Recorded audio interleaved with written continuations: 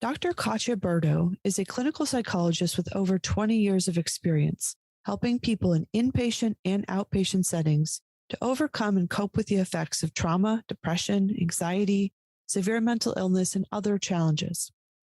In 2021, after serving as director of psychology at a local state inpatient hospital for 15 years, she transitioned to helping clients through her private practice. Dr. Burdo's choice of a career and its development has been deeply influenced by her personal journey to overcome multiple early life traumas, from ethnic discrimination to severe poverty and food deprivation, to defecting to the United States from the former USSR when she was 14 years old, to witnessing physical and emotional abuse of her older brother at the hands of her father. In her personal search for healing, she's had close to 30 years of traditional psychotherapy. By her own description, this has allowed her to transform herself from a distressed and confused teen into the capable, stable, joyous adult she is today. Several years ago, she developed an interest in Eastern philosophy and spiritual growth and began to participate in spiritual ceremonies involving plant and animal medicines. Her most recent experience with psychedelic mushrooms has led her to believe that combinatory care, including combining psychedelic agents with existing psychotherapeutic treatments, is the next frontier for mental health treatment and the healing of trauma. Let's drop into the story.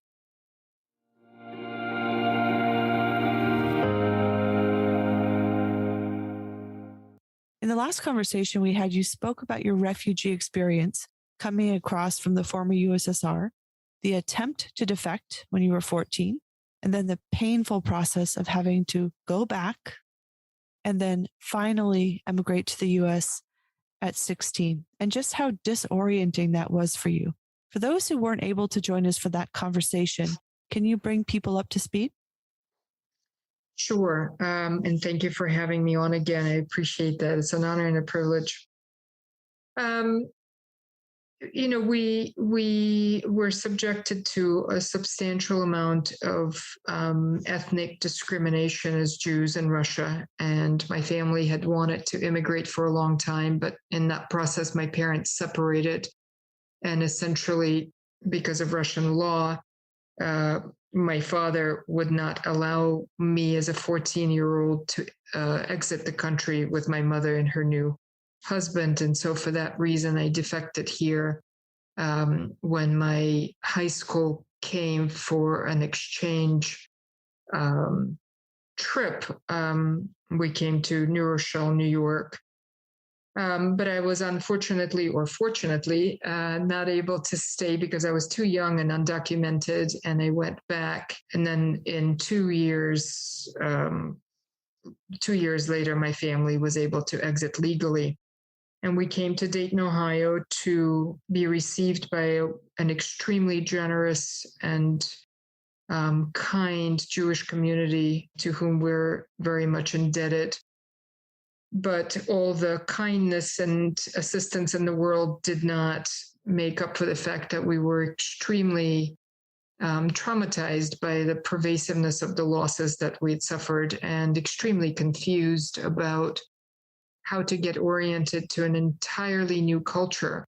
You have to remember that these days, the Russian people watch a lot of American movies and have the internet, but in the 90s, we knew nothing.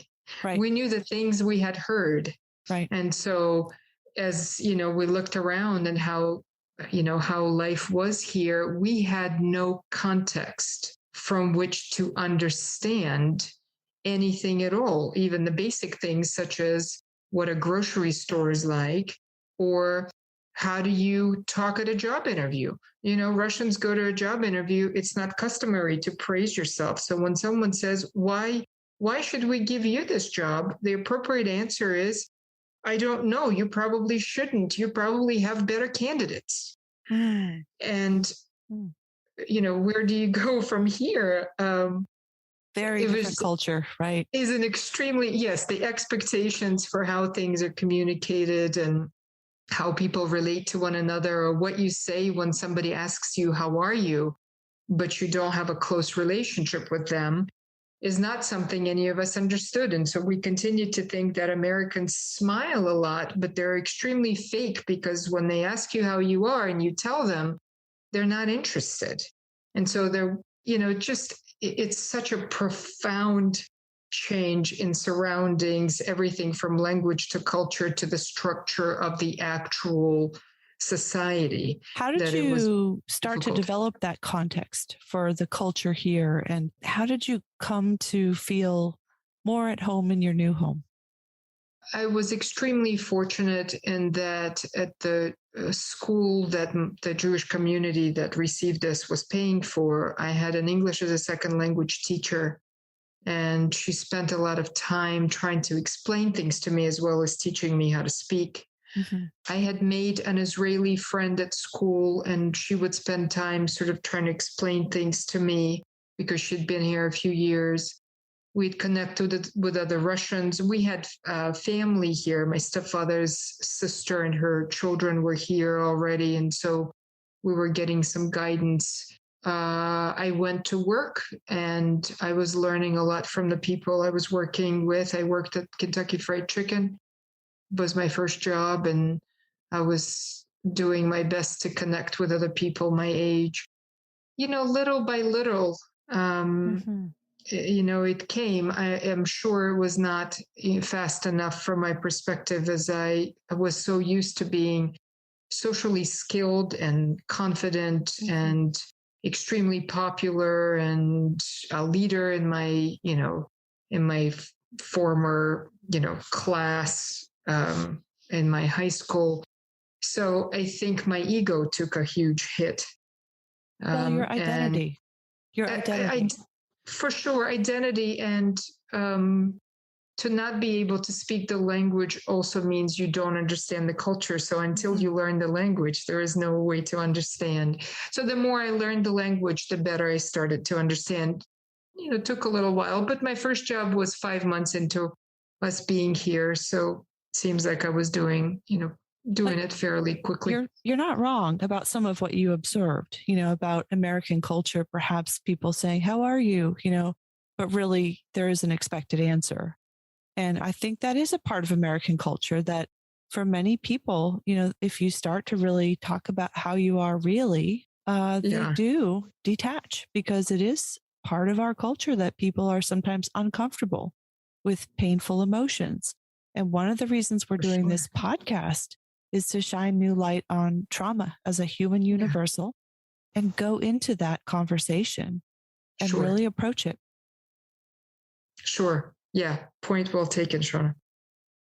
So you have, tremendous moral authority and credibility to talk about healing from trauma, given all of what we discussed last week, all of your past experiences. And traumas we haven't even talked about yet, like seeing the violence against your brother at the hands of your father. You said that was your worst trauma. Yes, indeed. So there are all of these traumas, but you don't believe that it's a life sentence or that people can't heal. You've actually felt called to be a healer because you have a very different system of beliefs. And I'd love to hear that story, how you came into healing work and what you believe about how we heal from trauma. There are different kinds of traumas, and I'm sure lots of your listeners are already quite well educated on the different types of trauma. There is ancestral trauma, which is, passing down from generation to generation, traumatic ways of being with each other. And I think I was born into both ancestral trauma and ongoing familial trauma. My mother was born during World War II. Her mother had severe mental illness. Her father abandoned them. There were 2 siblings that died due to lack of vaccinations available during the war. There was so much, there was on my father's side, everybody had fled during World War II and ended up in many different parts of the former Soviet Union. My father was born in Uzbekistan. My mother, in fact, was born in Siberia because the Jews had dispersed so widely and running away from the Nazis. I was born into a lot of pain.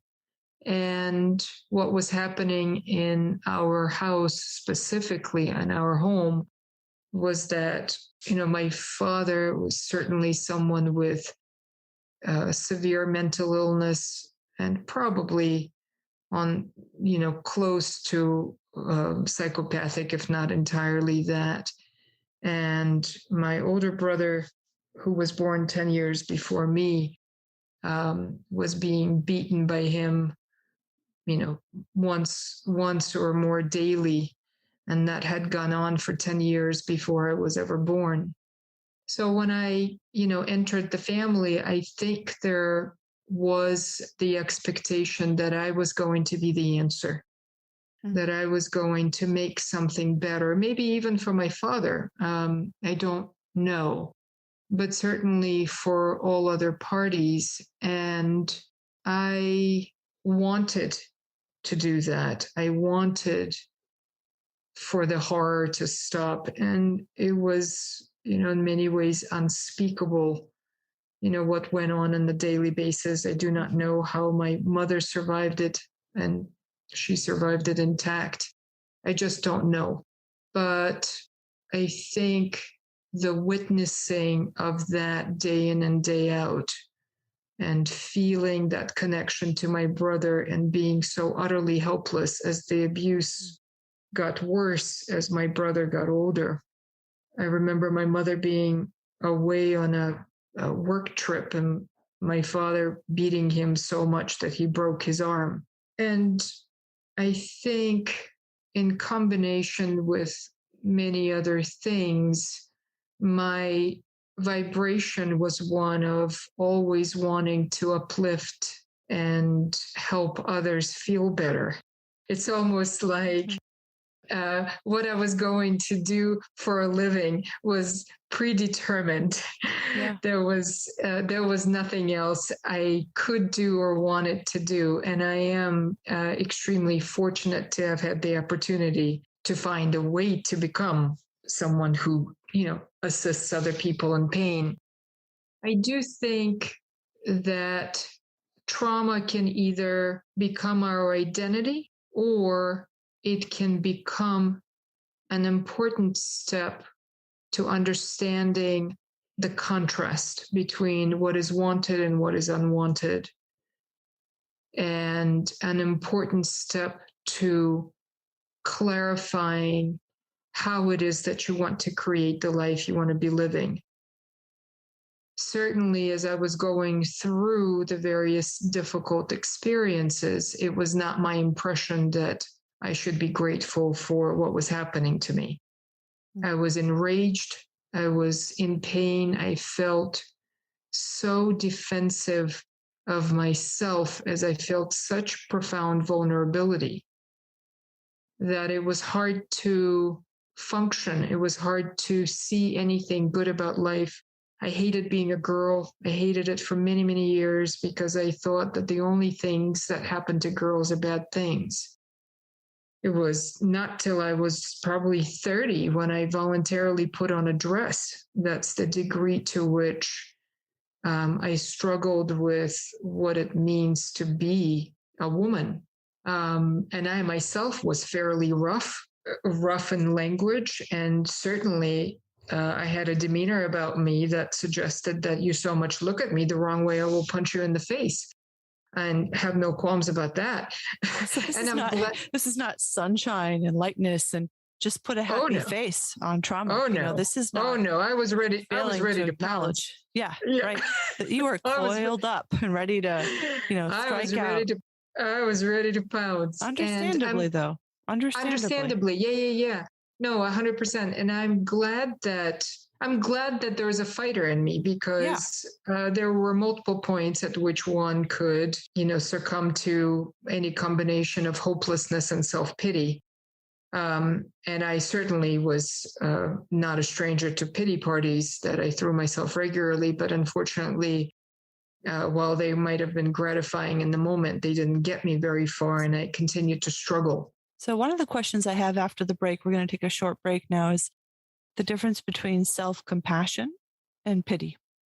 Oh, Very, very absolutely. important to understand. Okay, we're going to take a short break now.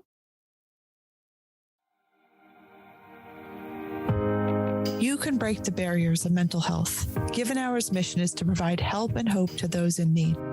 As of 2021, Given Hour's volunteer network of mental health providers has delivered over 360,000 hours of barrier-free, no-cost mental health care. With a small gift of $5, you can give help and hope. Your generosity will allow Given Hour to deliver confidential mental health services and vital education tools. Thank you for your support, because mental health is just as important as our physical health. Visit www.givenhour.org to learn more or to donate.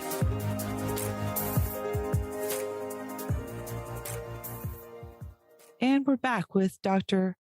Katya Burdo. Katya, before the break, we were talking about how you were a fighter. You had a lot of trauma in your life, and you were very defended with good reason, but you didn't have a lot of self-pity. And the question I had that I really want you to help me develop is the difference between pity and self-compassion. Yeah. Well, I had a lot of pity for myself. I didn't have a lot of compassion until I was much, much older. I think the difference is that pity feels incongruent with our inner being's point of view on who we really are. Our inner being sees us as flawless and amazing and strong and invincible. When we depart from that point of view on ourselves and see ourselves as damaged, broken, hopeless, weak, it feels so bad to us because our inner being does not agree. And in fact, it is shouting at us from within. That is not what you are. What people who were misguided did at whatever point in time did not damage you. That did not break you. Nothing can, because you are energy. You are infinite energy. Where you come from, and we come from the ocean of energy, we are always in alignment and entirely pleased with ourselves in every way. So there is no such thing as I failed at something, I should have done something differently, or somebody broke me and there is no hope because I will never be whole. So I think when we go into self-pity, we are allowing thoughts that are very incongruent with our inner being to take hold, and they spiral. And anyone who's engaged in pity, and I'm sure every human being has at one point or another, knows what that spiral is like, as you can work yourself into, hysterical crying and severe depression and suicidality and all kinds of things. And it's very hard to find your way out of that to anything that feels better. Right, because it's not very easy to find a path to growth from that stance. It's not, because we become myopic in our pain. Mm-hmm. The trauma starts to take up the majority of our view of who we are and what our life is about. And we cannot step away from it to look at the fact that this is a moment in time. Mm-hmm. The fact that there's so much more to us than any one experience we've ever had.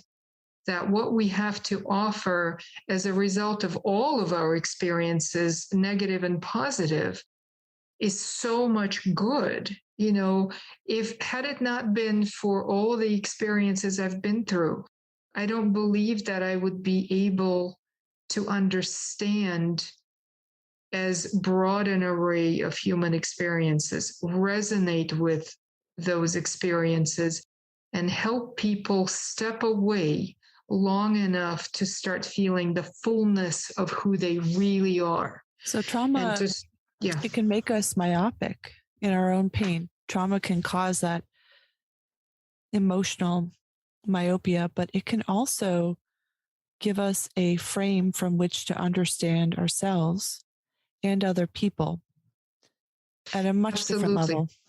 at a much different level. And self-compassion is congruent with how our inner being wants us to see ourselves and treat ourselves. And that may mean that today is a bad day. Today it feels difficult to be me. And today I need to take it easy. And today I need more friends, or I need more downtime. Or maybe I didn't do so well at a particular thing that I intended to do better. But that's okay, because nothing is all that important and nothing is all that serious. And it doesn't need to be that everything we do is so needing to be perfect and so needing to be without mistakes. Maybe all of it is not so dramatic, and maybe it can be a little bit gentler with a little bit more love and a little bit more ease. So compassion has a fundamentally different feel to it, because when you feel compassion, there is relief. When you feel pity, there is more angst, more despair, more terrible feelings getting further away from our inner being. Fundamentally disempowered position. Yes, to that's feel exactly, that's a great word. Yeah. That pity. And this is an interesting thing, because you acknowledge that damage is done from one person to another, whether ancestral trauma, familial trauma. Your brother was damaged by your father's behavior. But you're also saying that there can be a soul inside of us, or an identity or a person that can exist beyond damage. That's right. Help us put those two things together. You know, the human us can certainly have scar tissue, and that scar tissue may never dissolve. Certain traumas are so horrific that it is not possible to wipe that out of the human memory. And that's as valid as is the fact that the infinite being within us is not scarred or damaged by anything. You know, many people feel that our purpose here on this planet is for the universe, God, source, whatever you want to call that, to experience itself, to experience its creation. And all of the experiences that each one of us have are in essence source experiencing itself. And the contrast is also part of what's important to source, what's important to experience. When we have terrible experiences, we launch such strong rockets of desire about what we want instead, that the universe goes to work on our behalf to help us get there, to help us create the life that we want. And so the strength of my desire to not have violence be part of my life is unprecedented. For me to feel stable and secure and joyous, because so much of my earlier life was not that. Mm-hmm. So I do think that there is a way to understand both sides, that there is the scarring and also there is invincibility, and that all of us can move toward feeling invincible and unhurtable. And that is very important. And I think understanding that there is the presence of diathesis in trauma recovery is critical for recovery. If, you know, anybody wants to paint trauma in a simple light, whether as something that, you know, we can always grow through without challenge and struggle, without the scars, you know, that doesn't really feel right to me based on what I've observed with my patients either. And you're a healer like myself. One of the experiences you've had that I haven't had is with psychedelics. And I wanted to ask you about that, how you came to work with psychedelic plant and animal medicines, and what that experience informed you of. Yeah. You know, I think anyone around me who knows that I have been undergoing treatment with plant and animal medicines is quite shocked to learn this about me, because I am and have always been known as the one Russian who's never drunk, not once. never smoked, never had a joint, never anything. Substances have never been a part of my existence, not for any particular reason other than, my mother had imparted to me that it was not wanted early on, and I never thought twice about it, and never sought any of that out. So it's been quite the plunge into. So wait, how was that decision for you to move in that direction, given that you don't have a history, right, of drinking vodka and or other, right? I want to know about that moment of decision there, where you said, I remember I should just start with mind altering substances, just dive right in. That's in 2021, I guess last year, in February, I ended up going on a yoga retreat, which was meant to take place prior to the pandemic, but got postponed. And there I met lovely people, one of whom has had, who's a Reiki practitioner, has had lots of experiences with the use of animal and plant medicines for healing. And because I felt such resonance with her and the other, there was only 4 of us there, the other 2 women, when it was brought up that we could sit in a mushroom ceremony for the purpose of achieving whatever purpose we were wanting, I just said, yeah, absolutely. And I think part of me just trusted her and trusted them. And because it was not a conversation about, hey, let's just do drugs and get high because we're bored. It was really a conversation about each one of us having had to do some healing from difficult experiences. And we were very resonant with each other, trying to help each other on that path. And so when we sat in that ceremony, everything about my older brother came up, and I was in a lot of pain. Mushrooms, as I am told, work on the heart space. They work on issues related to love. And they brought that up for me. And what I remember is that in that state, and I would call that state under the influence of mushrooms a non-resistant state, I could so hear my newly made friends saying to me things that my therapist had said to me for years. Was not your fault. You didn't do it. Wasn't for you to fix. But because I was in this altered state, I could hear it at a level that I could hear it at before. The defenses were down. You were able to really absorb it. I really heard them. And the next day, when I woke up, I felt a stillness in my body at a cellular level that I had never experienced in my whole life. And I felt a peace that was not known to me. And it lasted for, quite some time. And that really was the beginning of that journey.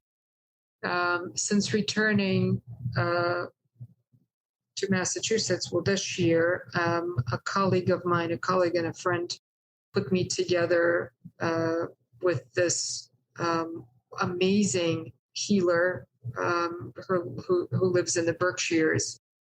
And I recently did a treatment with her. And in my regular state, I would have said that everything about my brother was, in a good place for me. But evidently not, because I was once again revisiting that trauma, and I was once again in a lot of pain. And what she was able to do, and she's really, truly all love and a formidable presence, because in that altered state, you really want to be able to trust somebody with your life. You're Right. that level of vulnerable and raw. Right. You know, she said to me, you've been carrying this around for 45 years, and this is affecting you now every day still. And this was not the level of insight that I'd ever gotten before. No matter, you know, I've done 30 years worth of therapy myself as a patient. Yeah. And I had never been able to connect the pervasiveness of the effects of that trauma. The effects of the mushrooms, one of them is that it increases connectivity between the various parts of your brain, such that the insights you get are more the gestalt. It's a whole picture. And, you know, the gestalt that was revealed to me was that I was still at the age of 45 offering an inner vibration of not only guilt, but a desire to offer myself up to anyone in pain to make them feel better. And that is, you know, what I walked into when I was 0 years old, and what I tried to do for years and years and years. And so you saw the degree to which all of that trauma history had shaped all of your motivation and has shaped every identity. one of my current relationships. In every moment of every day of my life to this day. And that was never the level of insight that I had been able to access before. Now, mind you, I think the 30 years of incredible psychotherapy I've done have been nothing short of transformational. And I would never be who I am today had it not been for my incredibly hopeful, brilliant therapist of now 25 years. But there was more to understand and more to go. And I do think the ability to dump out that raw pain, it really feels like something in your body. It really starts to feel like you're becoming lighter. You're becoming more joyous.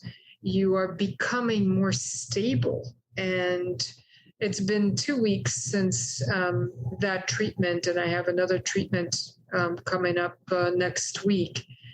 And I can't wait because I am so excited to see how much further I can take my awareness of who I am and what my purpose is, and to be able to serve others from this place of true alignment and stability. You're excited about your potential. You're seeing it. I really am. Excited to push forward into that space. How much did this healer guide that process of helping you figure out where the pain was still situated? Or did you take the mushroom and it just kind of came up unbidden almost? You know, it was interesting because I did this treatment with a close friend of mine, and what happened, and what the woman's name is Misho. What Misho was observing is that I was resisting the effects of the mushrooms because I was so concerned about my friend and his experience. And I was not quite aware of how worried I was about him. But of course, in light of my history, it makes sense that truly, mind over matter, I couldn't allow the mushrooms to do their thing because in my mind, his experience was more important than mine. And it was not until he was out of his experience that I went into mine, and I started to kind of unravel and go into some pain. And earlier on, I couldn't tell, I'd begun to cry, but I couldn't tell why. But then I started to speak, and I was speaking to her and I was speaking to him.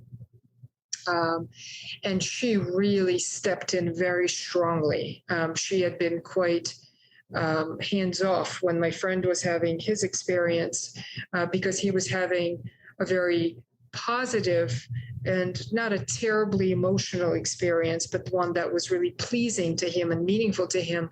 But I was having a distressing experience, and she really spoke to me with clarity and very to the point about how I've carried this trauma for my entire life, and that I'm not taking care of myself in the way that I should, and that the people around me who love me and care about me do not want me to do that.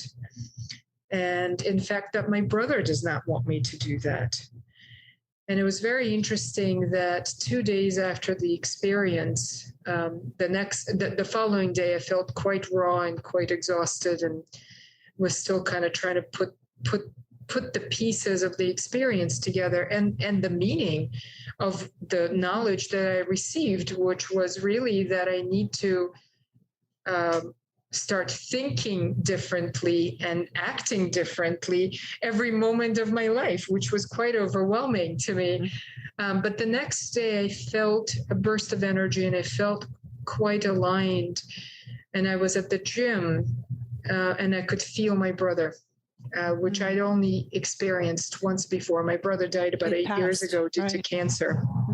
I could feel him, and I could feel that not only would he never want to return to the life that he had been living, because it was a miserable life. He never recovered from the extensive abuse, but that he was in alignment now, and that he wants me to be done with it, that he does not need me to carry this around. He does not need me to suffer. And I even kind of chuckled, because I said to myself, and he now gets to smoke anytime he wants to, and it doesn't matter. Yeah. And if it pleases him, he can smoke all day long. It's really interesting, because, in the first part of our conversation, which we had released previously, you talked about how disorienting it was for you to be here in America, coming from a totally different cultural context in the former USSR. And you just said something very similar, kind of semantically, which is that it was overwhelming after you took this mushroom, and that you had to say and do everything different than you had previously. And so that was kind of a similar state, but it was your brother who ended up kind of being the guide and showing up and bringing you through that space of confusion very quickly into a place of peace and clarity. Yes, indeed. And what a gift that feels like. Is not anything I can put into words. And my gratitude to Misho and to the mushrooms it's just immeasurable, to feel like you can start to really free yourself from the grip of the past. And, I've been on that journey to become internally free for a long time with the assistance of many amazing people. And it's been an incredible journey. But to even free my body from what I've been carrying, because I can feel it physically, that there is less tension, less weight, that I feel more peaceful and relaxed. My sleep has improved. I believe my digestion is getting better. It's just, you're just really able to start to feel so much love, which is really our greatest purpose, is to channel love toward all. That includes us. I'm probably still working a little bit on channeling love to toward my father, who's passed away. But I think I will get there. And that's something that I could not experience before. Well, trauma steeps us in fear at different levels. Sometimes we're aware of it. Sometimes we're not aware of it. It is absolutely, in my opinion as well, physical injury that shows up in the body. Yes. And we can heal from it. It is possible to heal and realize things with a clarity that we would not have had if we hadn't gone down and into that valley and then come out on the other side. And you're a healer and you have a private practice. So what is it, as we're kind of wrapping up, that you'd like people to know about trauma that you think they don't really understand as well as you hope?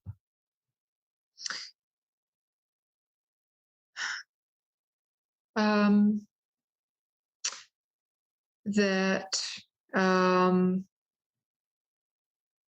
it can be inordinately painful, and it can feel like the end of all good things, and that it isn't. And so much good can come from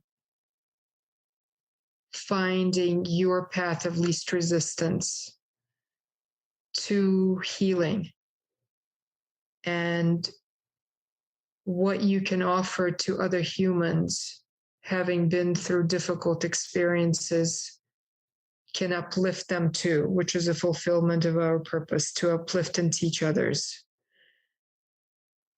And that all of us are intact regardless of what we've been through, even though there may be scar tissue that we experience at the human level. At the spiritual level, there is none. And our power is immeasurable, but we have to want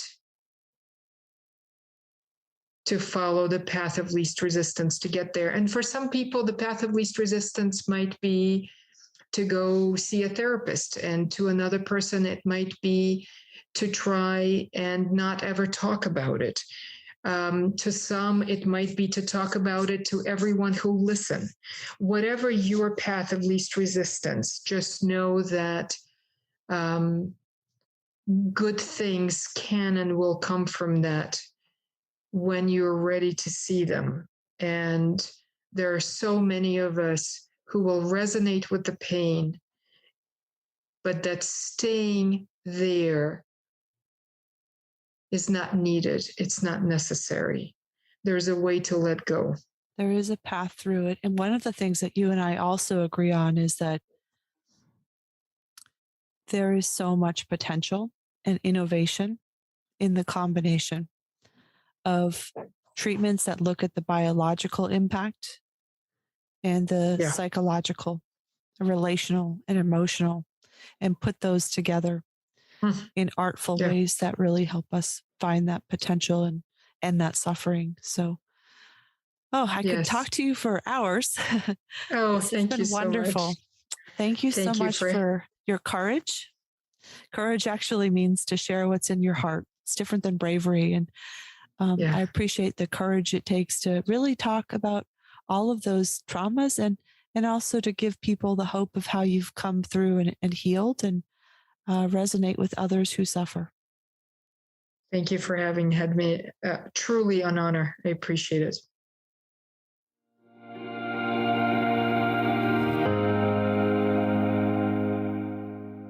Post-traumatic stress is not a life sentence.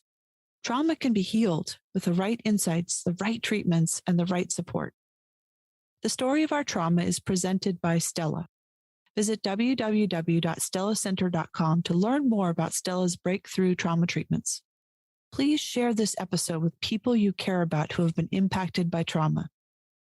And remember to subscribe on Spotify and other streaming platforms.